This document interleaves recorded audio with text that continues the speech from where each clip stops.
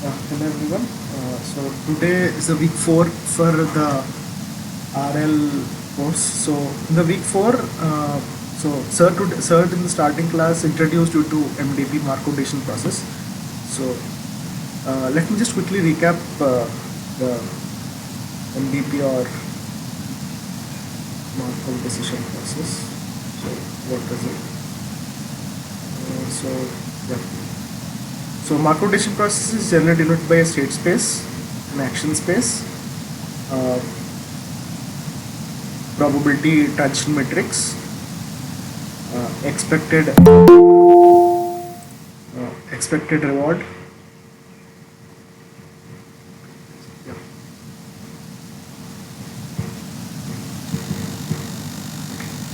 and discounted factor.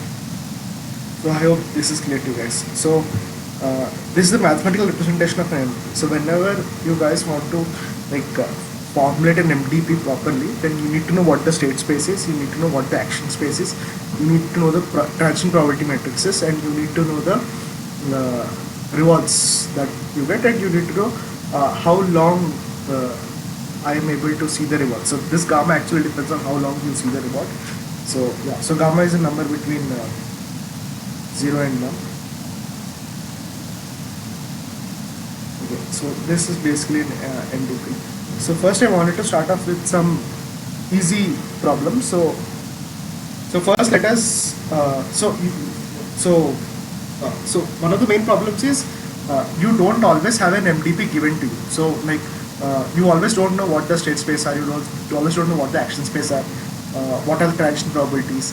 But you need to know those. So in RL, what happens is you don't know the underlying model, but you assume that okay, it is some MDP where you don't know the transition probabilities of the states and action and everything. So you don't know the full MDP tuple or the 6 tuple or 5 tuple, all the vectors you don't know in an RL problem. So generally what you are given is you're given a word problem, like a high level problem. I'll do a high level problem which I've taken from that is a monkey example. So I'll do that also. But first let me do a simple problem which is a fishing problem. So it is similar to the I hope you guys have watched the video of Professor Ravivan regarding in his example he has taken a robot for charging and non-charging and discharging in the first lecture for this week's first lecture. So I'll take a similar problem, first a simple problem, then a bit difficult problem, then I'll state different views. So first is a fishing problem. So fishing problem I have not yet stated in a word problem, but I'll make it up as we are going along. So if you guys have any doubts, please stop me in the middle and ask me doubts. So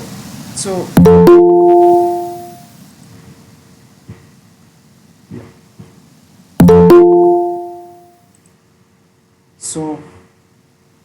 Okay, suppose you have let's say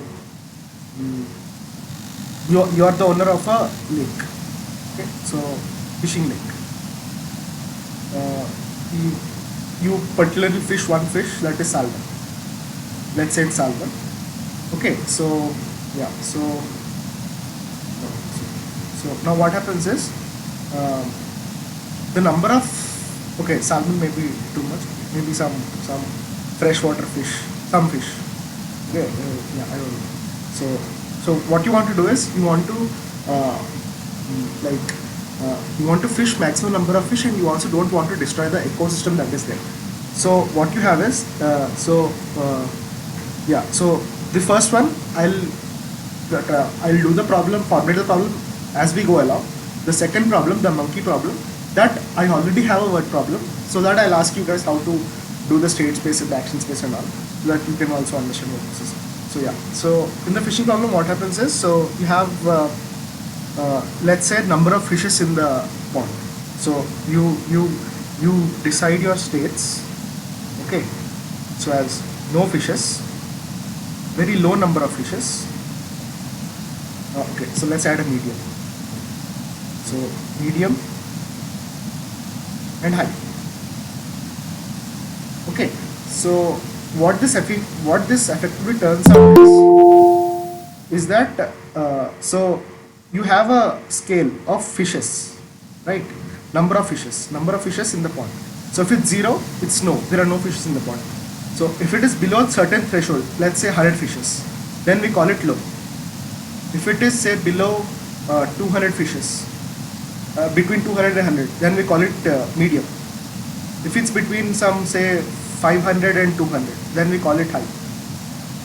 So this is how you characterize or discretize your state space so that it becomes easier to work with. Now you can design the state space with very high dimensionality. Let's say like each and every number, like you have sensors which calculate the number of fish in the lake, exact number of fish in the lake.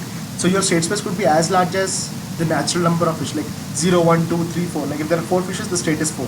There are 10 fishes, the state is 10. There are 150 fishes, the state is 150. You could go as high as you can, but for simplicity, we'll first do it in a like more generic sense where you have a threshold of threshold for this thing, so that it becomes simpler for you to form an MDP with which you can.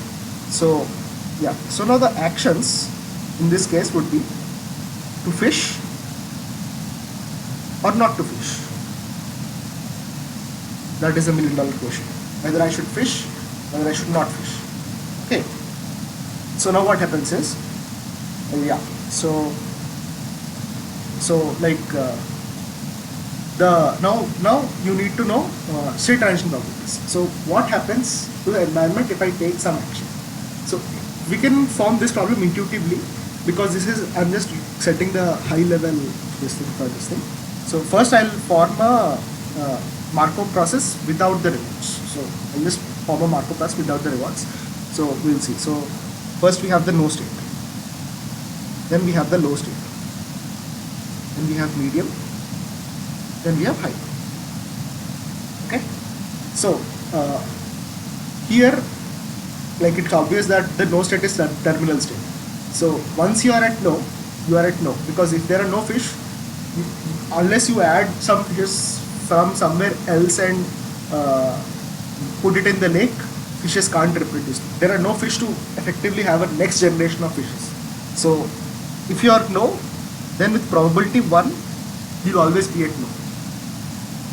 Now that is the state you don't want to go to. So that is the terminal state for this kind of setting. Now if you are so the action also matters, right? So if you are at no and you take the action, okay, so the top action I would write as to fish, not to fish. So even if I fish, nothing will happen. Even if I don't fish, nothing would happen, because I'm not adding extra fish from outside. So with probability 1, I would go, okay, maybe it will be better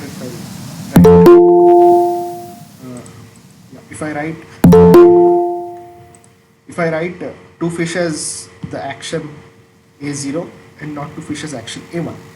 So if I take action A0, even then I'm at no fish. Even if I take action A1, I'm at no fish. Right now, once you are at no fish, going from no fish to no fish, reward doesn't make sense. You actually don't want to go to the no fish reward. So reward, I'm putting it as 0. So for here the notation I'll be using is probability S prime given S comma A and expected reward. So when I write 1 comma 0, it means that is 1 is the probability transition matrix and 0 is the expected reward I get from going to the previous state to the next state. I hope that is clear. So next again I have low. In low I have A0, A1. So now suppose I am in low. If I choose to fish, intuitively it makes sense that if you fish when you have low with high probability, you are going to end up with no fish at all, because you will catch all the fishes and there will be no fish to reproduce. So let's say with probability 0.9 I go to low. Now I don't want to go to low. That is the main motive, because I want to continue keep on fishing, so that more the number of fish I get, more the reward. So I try to penalize it with something very harsh, say -10 or something. And with 0.1 I go back to low. But now Yeah, so now the reward depends on how much you fish. So actually this minus 10 corresponds to you not wanting to go to no plus the expected reward you get when there are low number of fishes. So as you see here low, it means 100 fishes are there. So let us say that 100 fishes, you have an expected reward of catching like some 5 fish, like 5. It's a numerical like numerically I'm translating into some 5. So I get a reward 5. In the next question I'll make it out clear like what the reward should be and everything. But for this thing, just like it's just like basic thing I do. So we don't want to. We are trying to penalize fishing when there are low number of population. So hence minus 10 and 5. Okay. So yeah. So if I'm at A1, if I don't fish when I'm at low this thing, then with some probability I'll stay at low, because maybe my low was 10 fishes were there, and by the decision epoch which I was trying to see, they only came up to 90 fishes. They didn't exceed the threshold. So there is a probability that the population might still be low, but it is a very less probability. So since you can understand, like if you don't fish and you allow it to grow, then you have an exponential growth rate. The more you have, the more quicker rate it grows, the population. So let's say with 0.3 I don't fish, and since I don't fish, I don't get any reward because I'm not fishing. So I also want my reward to be such that when I fish I get reward. That is how, like, I want to maximize my number of fishes that I can fish, but I don't want to destroy the ecosystem that the fishes are. Okay, so yeah, and with probability 0.7. Okay, so let's make this a little bit more interesting. So maybe this is 0.3. Okay, so with with 0.5 it goes to medium. Okay, I'm erasing this one, like, because I'm not sure. And with 0.2 it goes to 5. There might be a chance where, like, they reproduce very prolifically, and it went to the population of those went high. It's crossed both the medium and high threshold. But when you're taking no action of not to fish, you're not getting reward because you're not fishing. Like, you're not getting any fishes. So yeah, so that way down. So next, when I'm in medium range, A0, E1. So A0. When I fish, the same thing, 0.9. Now, when I'm at medium, I usually get fishes. So my penalizing of destroying my function of penalizing it because we are decreasing the population becomes less, and now I want to reward because I have caught more fishes. So that I want to reward. So this I'll reward it as 5, and then so it stays in medium. You have fished, but you did not get many fishes. You did not catch many fishes. So 0.5, you'll get rest reward, because the reason it stayed at medium is because you have not caught many fishes. So maybe 1, but better than you catching no fishes at all, which is action A1. Okay, so yeah.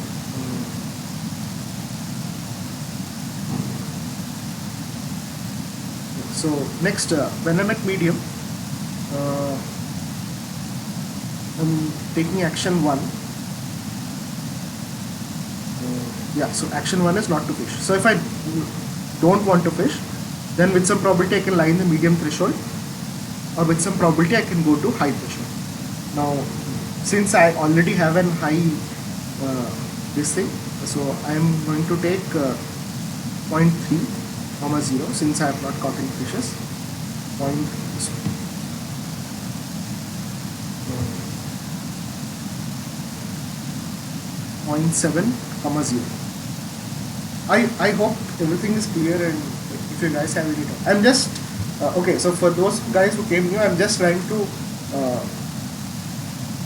show you a high-level problem of how to formulate an MD. So that is the basic thing. So I don't have anything. I just have the intuition that I have a lake. I need to fish fishes and I don't want to destroy the ecosystem that is in the fish. So what happens is, if I fish continuously, if I keep on fishing, all the fishes in the lake are going to go, the fish in the lake is going to dry up, and then you can never fish because there are no fishes left unless you bring fishes from somewhere and put them in there. But that option we are now not putting it.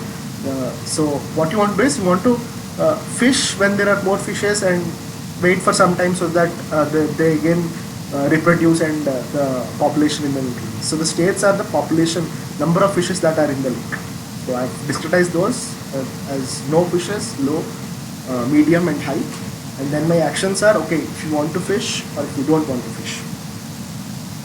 Yeah, so okay, so next from high, zero. So A0 is to fish. If I choose to fish, actually I think I could have done a bit more better here also. So yeah, like intuitively it makes sense. From medium, if you choose to fish, you could go to low or you could go to no with some probability.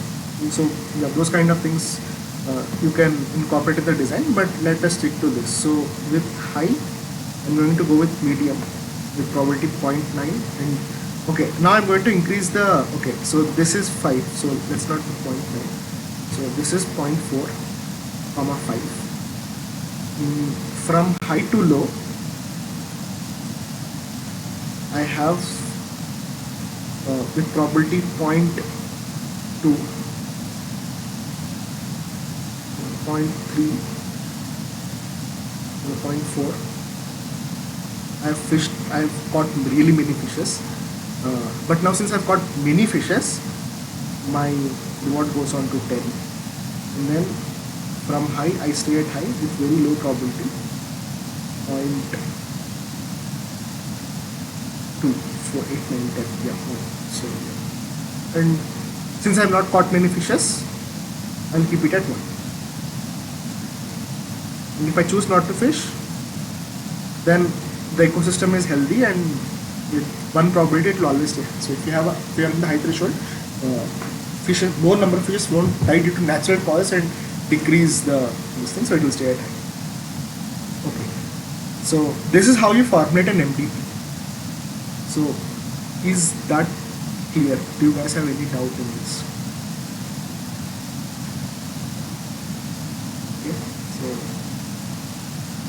Okay, so I have one more word question, but this I've set it as a word.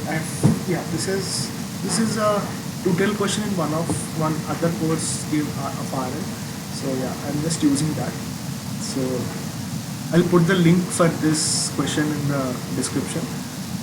Okay, so yeah, maybe this you guys can help me to state the MDP. Okay, so first, so let's read I'll just read out the question once. Hope the font size is visible.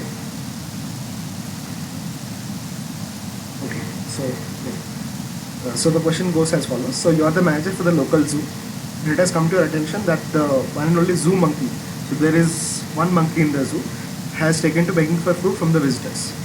Interestingly enough, the visitors will occasionally react to this by purchasing a banana from the zoo kiosk. The zoo kiosk is, think of it like a shop which you have near the zoo. So the customers go and purchase banana for the monkey that is in the zoo. Which they'll proceed to give to the monkey. Since the zoo is going through some hard times, you wonder whether this pattern of behavior can be used to increase the zoo's income. So you want to do some RL and you want to find out, okay, what is the optimal policy of something so that I can increase my number of banana sales. So now your resident monkey expert has informed us monkey's behavior depends on whether or not it's sleeping as well as on how hungry it is. The following 4 modes of behavior can be distinguished. So first is sleeping. Second is sated. So sated means it's full. So it's not hungry. It's not hungry. Third is it's hungry. And the fourth is it's furious. Okay, so these 4 are the behaviors of monkey. Okay, I won't say state because we have not yet come to formalize how to formalize the state space. So yeah. So the expert has further provided with information how the monkey's behavior will change depending on whether or not it was fed a banana during the previous 10 minutes. So here the 10 minutes thing that he is giving is 10 minutes is the decision epoch that you take. So each 10 minutes you take a decision, you wait for 10 minutes, you see how it goes, then after 10 minutes you take another decision. So the 10 minutes that's stated here is the decision epoch that is going to be. Okay, so yeah, there is a 5% probability that a monkey will wake up during 10 minutes. So here he is giving state transitions through probability using words. So some expert who is a monkey behavioral expert gives you this kind of things. There is a 5% probability that a monkey will wake up in 10 minutes of sleeping. Monkeys are always hungry when they wake up. So yeah, so I hope you get like what percent, what is the probability of going from sleeping to sated or sated to hungry or hungry to curious based on these word problems. Okay, so if it does not receive a banana, say okay, we'll go through all this differently because once we formulate the states and action phase, these all will come into picture. Okay, so another expert lets you know the chance of visitor purchasing and giving a banana to the monkey during the 10-minute period depends on the monkey's state. So obviously, if visitor sees that the monkey is sleeping, then the visitors won't buy banana because they know that the monkey is sleeping. So why would they waste money and buy banana? And if the visitor sees that the monkey is full and it's not like it's lying around, it's not begging for any food, then they'll have low probability of trying to buy banana. But if monkey is hungry and it starts begging to the visitors, high chance you have that the visitors would go and buy a banana. Okay. So yeah, furious monkey occasionally managed to extort a banana, 10%. Lastly, okay. So yeah, that is a 10 minutes part. Yeah. So part 1 is assuming the concept is maximizing the zoo's net income. Use the information about to produce a finite state and action macro decision process that could help you decide on your banana kiosk policy. Okay, good. Yeah, could anyone give me what the state space of this would look like?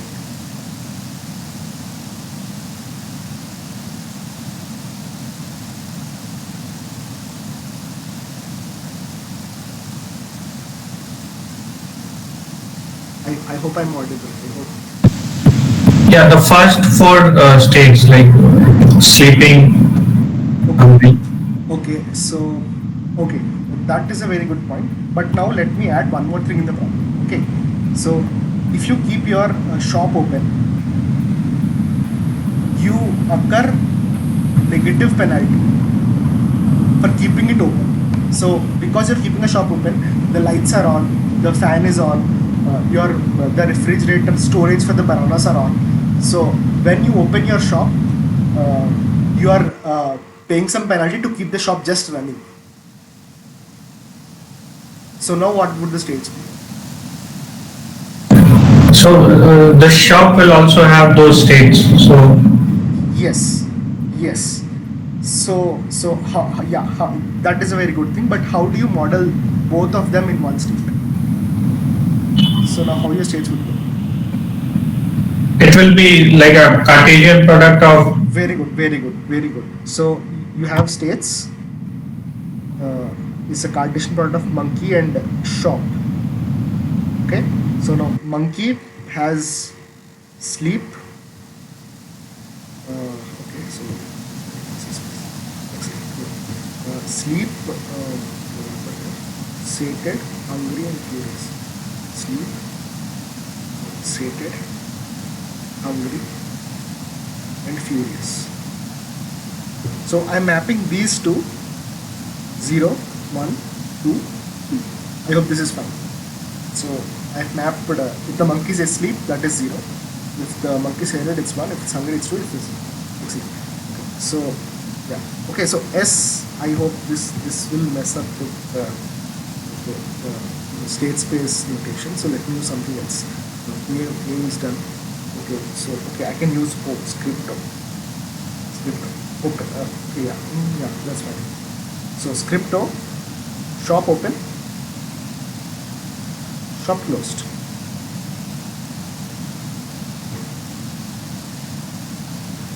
So the states would be okay, and I put Zero for, okay, yeah, one for open and zero for close. I should have written the other way around, but yeah, I hope it's clear. So my states would be 0 0, 1 0, 2 0, 3 0. Yeah, okay. And then 0 1, 1 1, 2 1, 3 1. Okay, is this clear? Like, is the state space clear? Okay. So next. So what would be the action space?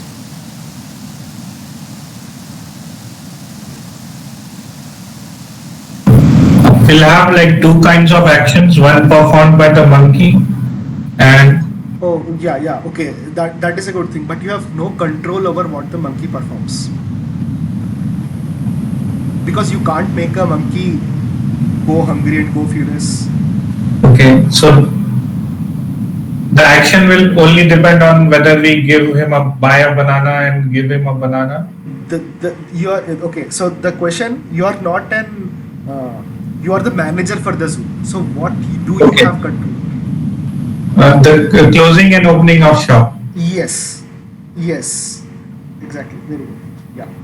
So I hope all the thoughts that you have went through, like first with monkey, then with consumer, then all are valid MDPs. Like all you could formulate as a valid MDP. But well, if the agent that is learning is the monkey, then your action space becomes what state I like when I'm hungry, those actions.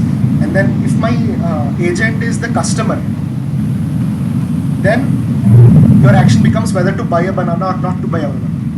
But since I am here at the zoo manager, the action space becomes whether to keep the shop open or closed. I hope that is clear. Yes. Yes. Thanks. So yeah, instead of keeping it whether to close the shop or whether to open the shop, I write it as wait. Okay, let me keep it as same. Like if it's open, I'll keep it open. If it's closed, I'll keep it closed. I'll not do anything. Like no action. So no action or change. I hope this is fine, right? Since we have two things, so I don't take any action. So if it's open, I keep it open. If it's closed, I keep it closed. If there is an, if I want to change, I will change the state. So this I'll name with A0, this I'll name with A. Okay. So yeah. So now the probability transition matrix. So okay. So since this is a long thing, I'll give the link to this question, this problem in the YouTube where you guys can try out the whole question. It will take some significant amount of time to write down the whole transition matrix. But I'll do some of the transition matrix for you guys so that it's clearly understood. So how do you like? You basically tabulate the transition matrix. You can write in a tabular form. Yeah, anyhow you wish. It's your call.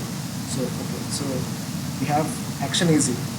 Okay, and I'm writing. Yeah. So.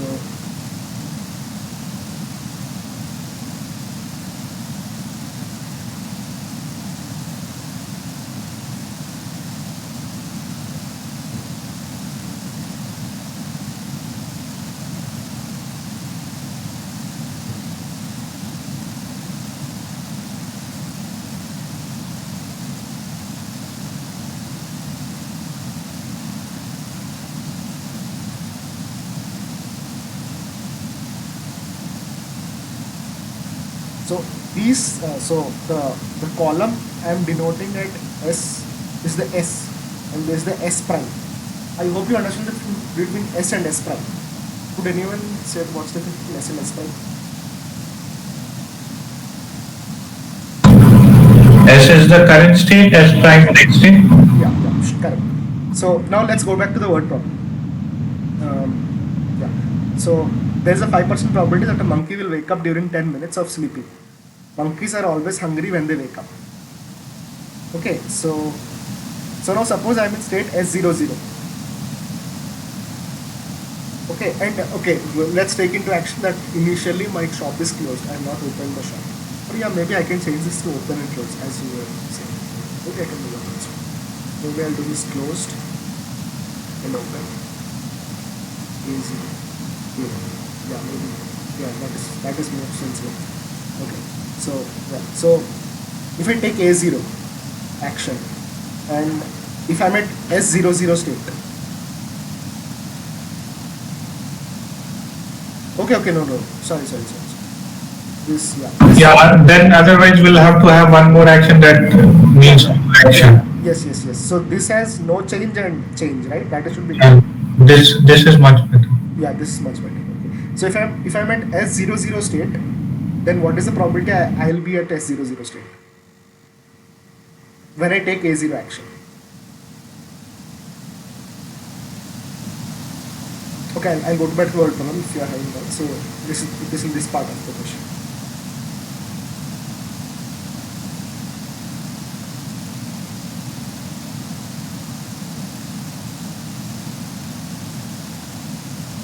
So I am in state S00.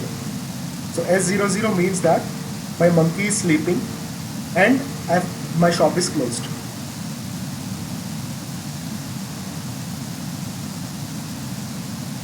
So what is the probability that if I take no action, I will still be at S00?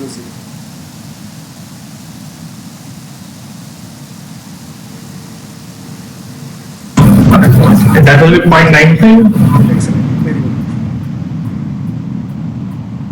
Yeah, so this will be, okay, let me write it this way. 0.95. Okay, now what is the probability that it will go to S10? So S10 is the monkey is sated, like it's full, but the shop was not open.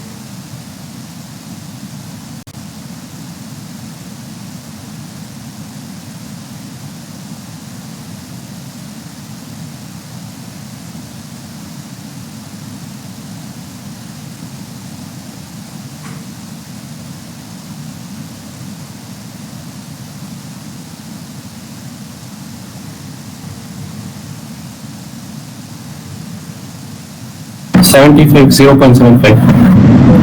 Yeah, but how? No, how? You are at S00, so the monkey is Yeah. sleeping. Yeah. Oh, okay. And the shop is closed. And your action is you have not opened the shop, like there is no change. So the shop is closed. Now, if the monkey is sleeping, how do you go from sleeping to monkey being full without the shop being open at all?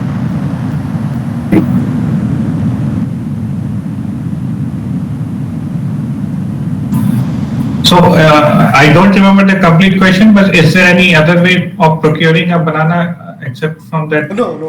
Yeah, no. Okay, then that will be 0. Yeah, that is 0. Excellent. Good. And from sleep to hungry, what is the probability? That will be 1. Because it is 10. Like wake up, they are always hungry when they wake up. Yeah, but not all monkeys wake up, right?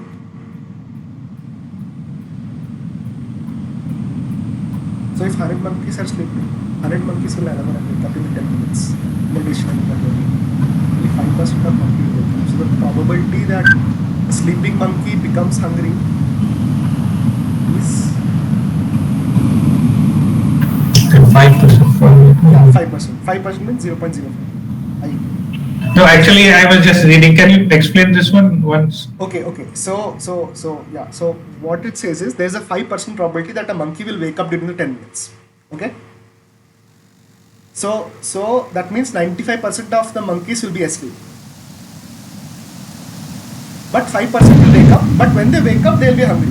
So the probability of going from hungry, see now wake up to hungry. See, there are 100 monkeys, right? 100 monkeys are asleep. Now, 95 monkeys will still be sleeping. That is what the probability says, like the first line says. Only 5 monkeys will wake up. And once those 5 wake up, they'll be hungry. So the next state would be 95 still sleeping, 5. Okay. Now I got it. Actually, I got confused. Thank you. Yeah. I hope that's clear. Yeah, so this is nothing, just wordplay. I'll not do the whole problem. I'll give a link to this problem. You can do the whole problem. This is a like interesting way of formulating different MTPs. So we'll come to see that. Okay, so okay, now it going from 00 to 30.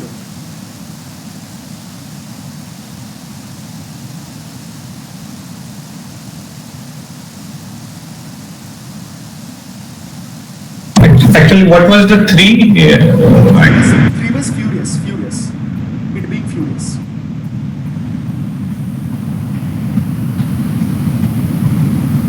It's without that PDF, it is difficult to. Oh, sorry. Okay, yeah, you guys can read. Sorry. Can you post this in the chat? This question. Oh, PDF. Okay, I'll send the link in the chat.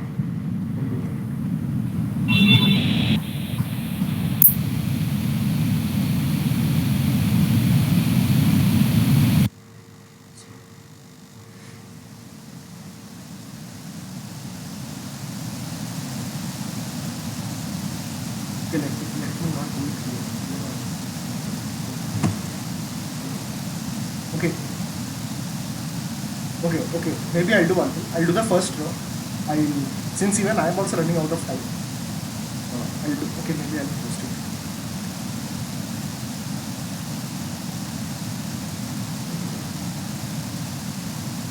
So please tell me if you have gotten the link. Yes, the link is in the chat. Everything is in the chat. Then I will give you guys one. Did I send the solution or did I send the question?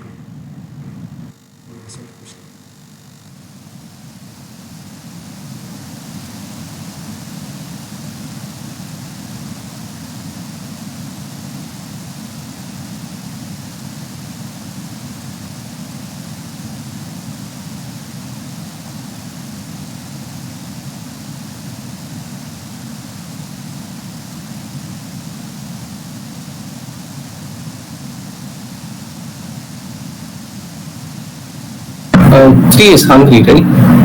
As we have accommodated. 2 is hungry. Okay. 3 is furious. 3 is furious.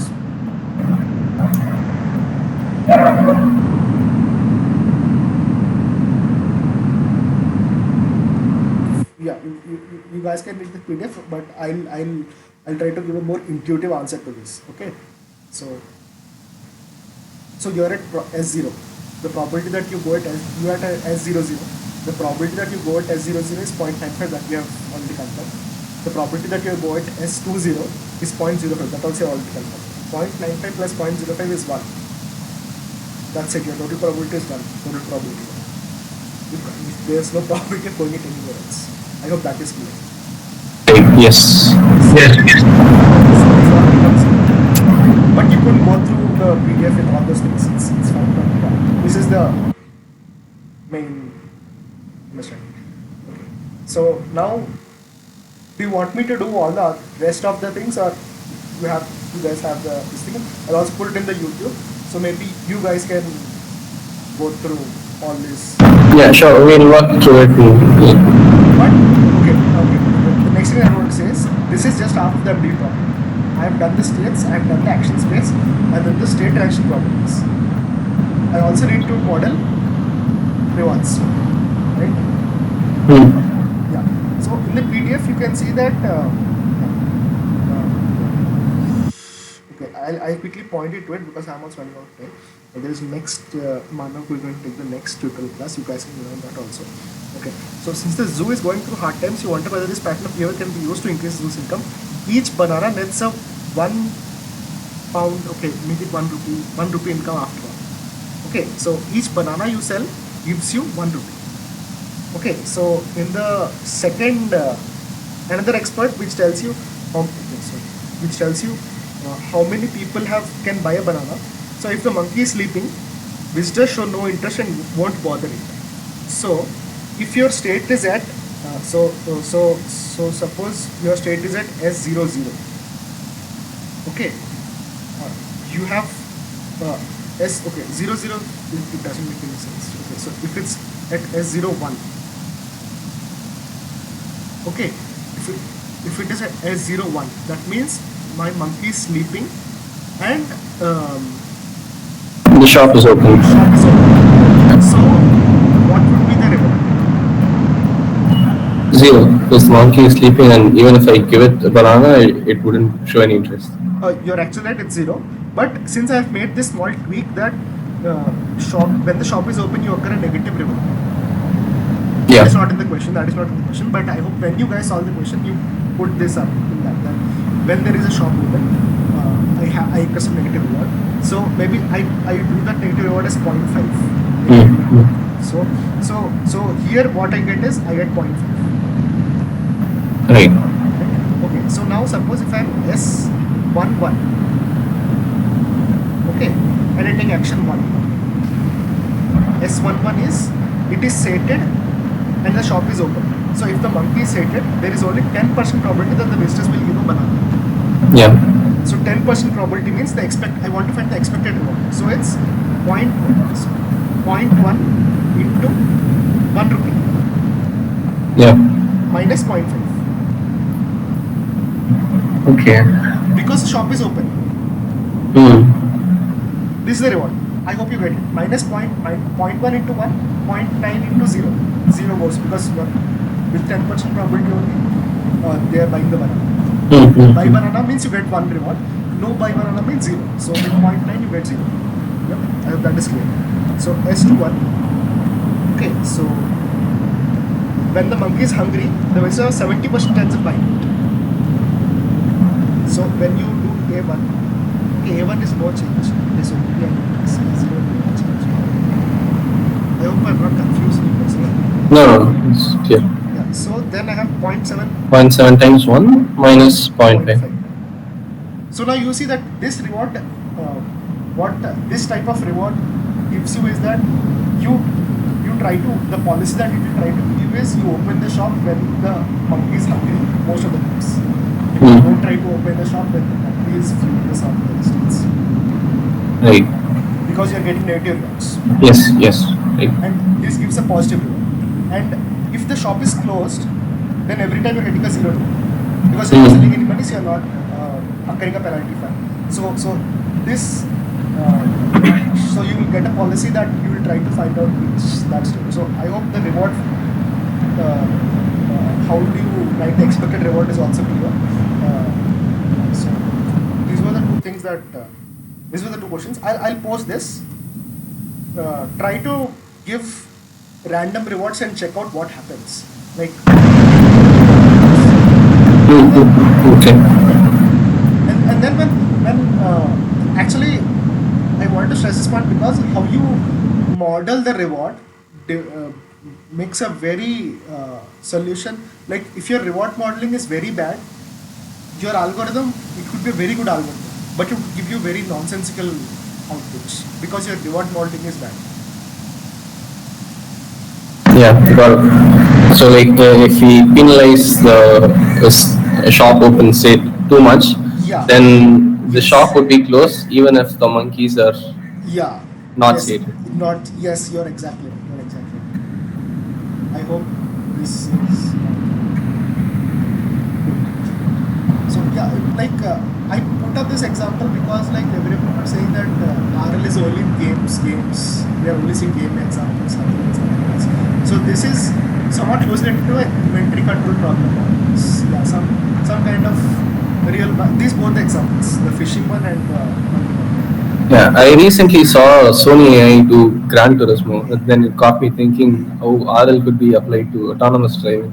Yeah, it could be like we start with telling you that it could be applied to games only because that is the most intuitive way you see RL. And because games have very deep control. Yeah, very deep control. Yes, you're right. So that is the most intuitive way you can see RL. But once you know RL, you can see that it can be applied to any case. Like this problem has multiple formulations where the agent is not the zoo manager but the monkey. But if the agent is the monkey, then you'll have different NDP. If the agent is the visitor who comes to the zoo, you'll have different MDP formulation. Yeah. Different problem. Different thing you're trying to optimize, different optimal system. So this is just one thing I want to show that it's not only all games it's not only all games and robotics and stuff like that, but it's also like just basic stuff like yes. Do you want to open the shop or not? Just that. So this was so I have 10 more minutes. But do you guys have any doubts in because I don't think enough for getting that equation and Right. So one thing got me thinking. I was looking at Phil Tabor's course on Udemy for implementation of QLearn. I know that Bellman equations Q is what they use to optimize the environments. But it got me thinking. We are always using Q, but we are never using the. Or correct me if I'm wrong. No, we are using Q. Okay, Q learning uses Q. Yeah. Okay, value iteration uses V. Policy iteration uses Pi. So yeah, there are algorithms which uses V. Okay. Okay. The Q learning part is Q. It's called Q learning because you are using Q instead of. Right. You'll come to like follow this course. You come to that value iteration will use value. So Okay. Okay. so yeah, I'll just write the value experimental point.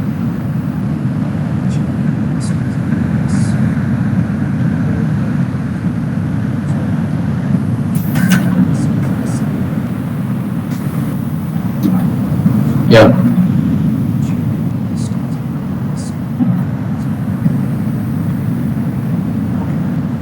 Bellman equation, I hope you guys are thorough with them. Okay, we have terms in Cauchy sequences, contraction mappings. Do you want me to give an example for a contraction mapping? Yeah. Sure. Sure. That will help. Let T R2R is a mapping. Okay, I define a function x. Okay. So yeah, so x minus dy. Since it's r, the norm is just the subtraction. Mm-hmm. So I get x by t plus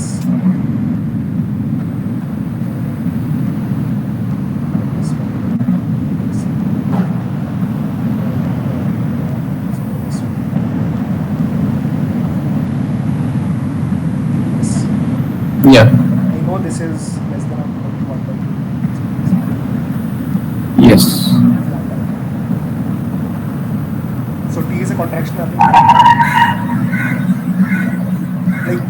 Like this makes no intuitive sense. This is just a basic mapping.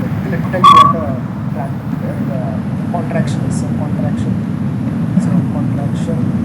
is so T mapping from some space to Yeah. Okay. So T is, when I said T is an operator, I hope you guys clear that it is a mapping from the same space to the same space. Yes. Yes. That is an operator. Okay. Okay. Those operators, it's a contraction if du minus dv or less than or equal to lambda or u minus v for lambda. Okay, 0 is there. I think 1 is not there. For all u comma v belonging to capital. I hope this is clear. Contraction. Yes. Yes. This is clear. We have talked in Cauchy sequences.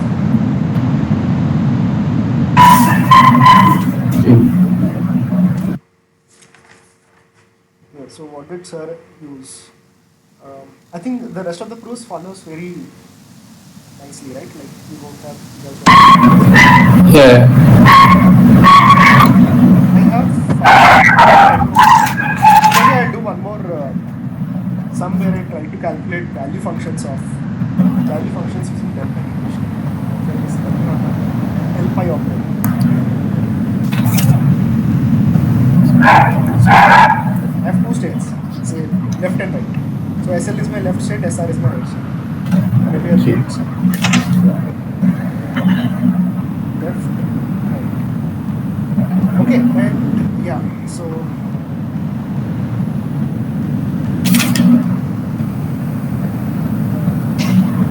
my actions are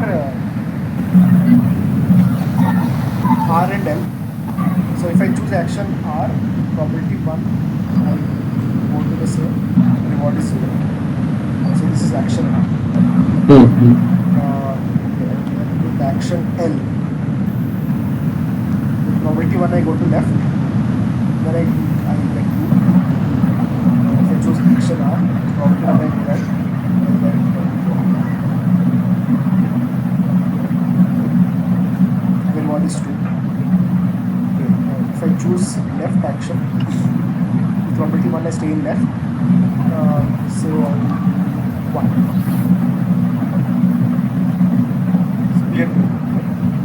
So, okay, so you guys have no doubt on deterministic policies and stochastic policies, right? Yeah, no doubts. No doubts there. Given S and pi S. This is the stochastic policy. Yeah. This is the deterministic policy. For a given state, yes, I take the same policy over and over again. That's deterministic. Yes. So this MTP I'm just going to do it deterministic policies. Deterministic policy. I don't want to do stochastic always. That's why I do deterministic. Okay. So yeah. So what I'm trying to make you intuitive is because in both these MTPs I have not given you how does this gamma discount factor affect the problem, right? Yeah. So this problem, it's a very simple problem, but like I'm trying to give you an intuition of how varying gamma also affects your optimal solution. Okay. So now deterministic policies are two. I'll just do two deterministic policies. I always choose right. Okay. And one more thing. Here, what I'm trying to do is I'm not trying to maximize the expected reward. I'm trying to minimize the expected reward. Sorry, minimizing expected reward. Okay, so it's like minimizing cost. Okay, makes sense. Minimizing cost. So actually, going from R to R, I incur a cost of 0. Going from L to L, I incur a cost of 1. Going from L to R, I incur a cost of 2. Going from R to R, I incur a cost of 2. Okay. So I hope the setting is so I'll write it down because minimize cost incurred. So our problem should be looked at both ways. So I give two examples where you're trying to maximize the reward and trying to minimize the cost. Okay, so would you tell me? Okay, so now my pi is choose R always. Yeah. So okay, let me V pi R. What is V pi R?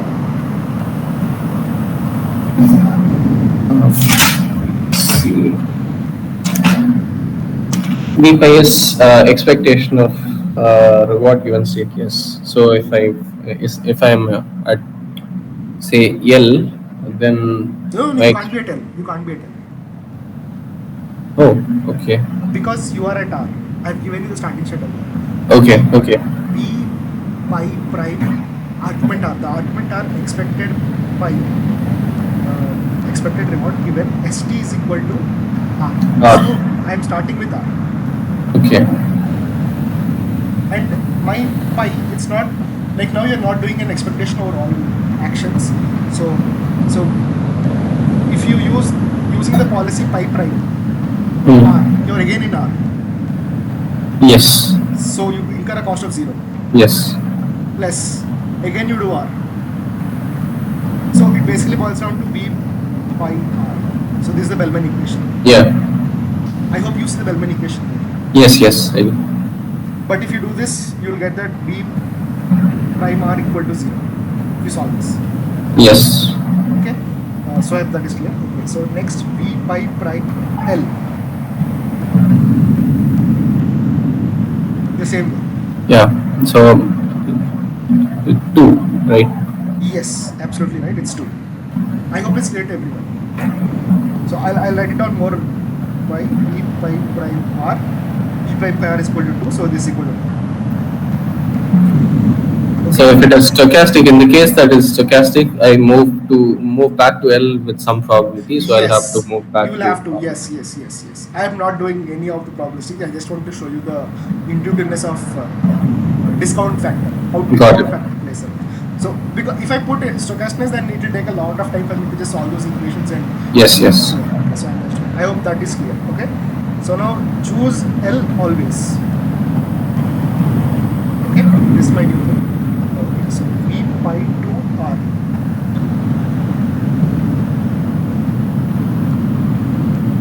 So it gives me 2 at the first time and then once infinitely. No, not infinitely once. You have gamma. Right. So okay. You have gamma plus gamma square plus gamma. Say for practical purposes, we keep gamma close to 1. Okay, that gamma I'll come to later. Like I want to know what this value boils to. Okay, okay.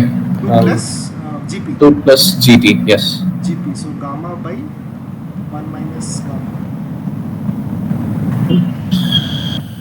I might be wrong. Please correct me if I'm wrong.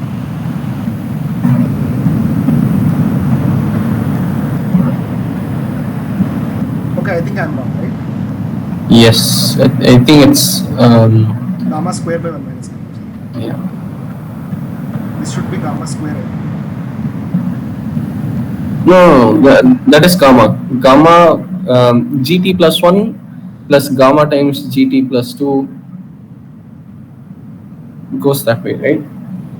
No, gamma by 1 minus gamma, I think the summation is correct for that GP. Yeah. 2 so plus gamma by 1 minus gamma. No square, no? Yeah, I think so. Yeah, it is correct. No square. Yeah. It doesn't go gamma into GT minus 1. It goes gamma into RT plus 2, gamma square into RT plus 3, gamma square into... Yeah, right. Yeah. Okay, so B pi to L. B pi to L. Right. That is 1 plus gamma square. Again the same thing, right? But now Yeah. just gamma by 1 minus gamma. Yeah.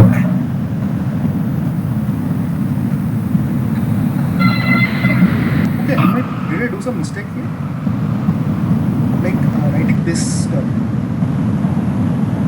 If I'm starting at R and I'm always taking 2 plus 1, 1, 1, that is fine. If I'm starting at L, 1 plus 1, that is fine. It's correct. Yeah, so now I want to show you how gamma comes into the picture for this thing, right? So now forget about this optimal everywhere. Gamma is optimal everywhere. Okay, so now if you're starting at L, left state. Yeah. So you incur cost of 2. Now, if I start at L, if your policy is pi 1, you incur a cost of 2. Yes. This thing, I can choose gamma such that this is greater than or equal to greater than 2. Oh no, I want less, no? I can make it less than 2. So I can make this action optimal. Yeah. So I'll have gamma less than 2 minus 2 gamma.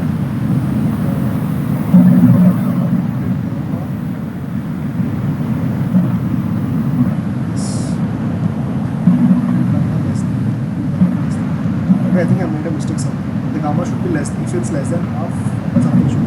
If it's more than half, something should be. I think I made a mistake somewhere. But yeah, you'll get some. I think for V pi, that V pi to R, that should be 1 plus gamma by 1 minus gamma, because I think 1 will take with the GP. Yeah. So here you are saying 3 should come up. Huh? No, I'm saying that should be like 1 plus. Okay, but what about these 2? Yeah, that 2 will break into 1 plus gamma. Oh, yeah, okay. But this is fine. I'm talking about this. This is fine, huh? Yeah, that is fine. Gamma by 1 by 1 minus gamma. Gamma by this 1 minus gamma is less than 2. Gamma is less than 2 minus 2 gamma. 3 gamma is less than 2. Gamma is less than 2. I think this is something wrong with this, but yeah. So what happens is, so if you change gamma, then if you start at L, your optimal policy for if gamma is greater than 2, it would choose L. If it is less than 2, it would. If it is less than 3 by 2, it will choose pi 2. I hope I make sense. I hope I'm not confused in this. It's not confusing. Okay, so what I'm saying is, now the value function. Actually, I just saw the formula. So it will be like 1 by 1 minus gamma if you consider the starting as sequence as 1. Yeah, okay. But if we consider it as the second one will also become 1 by 1 minus gamma. Say if we pick it as 2 plus gamma square itself, we can take gamma common and then it becomes 1 plus gamma square plus gamma cube. So then the previous equation holds. It's 2 plus gamma by 1 minus gamma. I didn't get the question. So if we take gamma common from the second part of the equation, it becomes 1 plus gamma. No, the previous equation. This one. Okay, so here gamma exists. That is what you're saying, right? Yeah.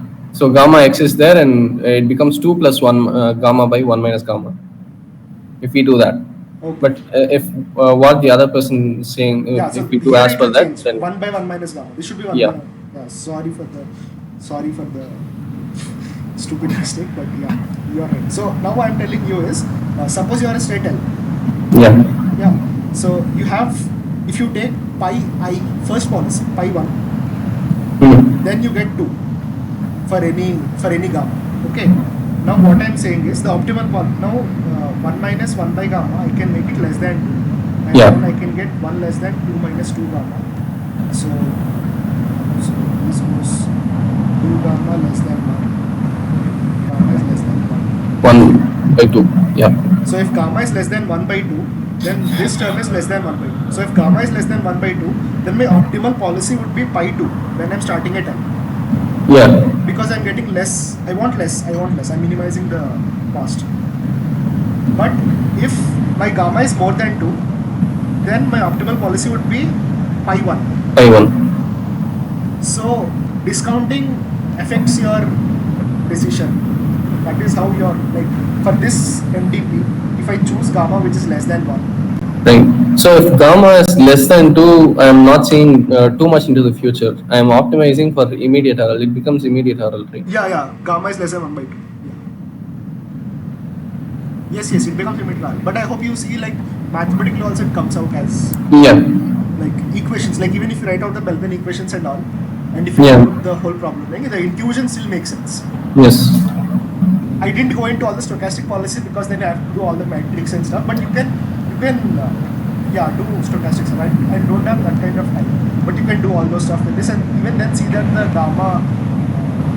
So I hope this is clear. I hope I'm not confused with this. Understood. Your equation makes sense. Total sense. Gave us good intuition with respect to gamma. Yeah, and you also see that reinforcement I have two things: maximizing reward and minimizing reward. Both things I can do. I can do multiple things. It's not just games. I can do more than games. And then Bellman equations. So next week I think I will go into optimal policy, algorithm stuff. Once we go to algorithms, we can do the same problems and try out different algorithms and see which gives how.